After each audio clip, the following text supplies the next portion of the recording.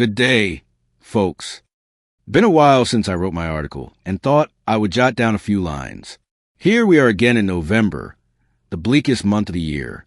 I remember as a kid, it was too cold for swimming and no snow for skiing. The fall transition is a morale breaker. Reminds me of puberty. Kids reach the age of about 13 and they start to change physically, emotionally, and psychologically.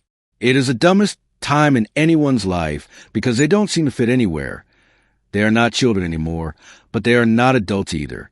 A lot of teens make decisions which have lifelong consequences, which often turn out to be catastrophic. The old adage, "It seemed like a good idea at the time," should be the motto of every teenager in the world. Make the t-shirts and banners. I remember once when I was 16 or so, I had a car and wanted to freak out my buddy. I pretended to take off without him. I was his ride home. And so he jumped on the back of my car. I kept moving faster. He was thumping on the back window of my car, which only caused me to go faster. Thump, thump, thump. Up goes the speed, 60 to 70 miles per hour. I finally stopped and let him in, and we proceeded.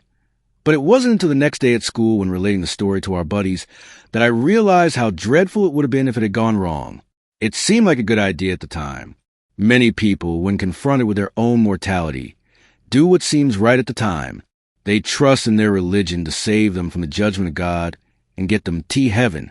Others live a healthy life postponing death as long as possible, never considering the Bible verse that says, "And as is appointed upon man once to die, but after this the judgment." Hebrews 9 verse 27.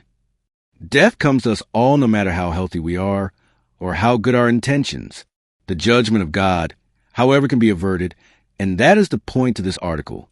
If you will turn to God with your heart and believe that Jesus died for your sins, was buried, and rose again the third day, you will miss the judgment and God will take you to heaven when you die. How about it? Till next time, folks.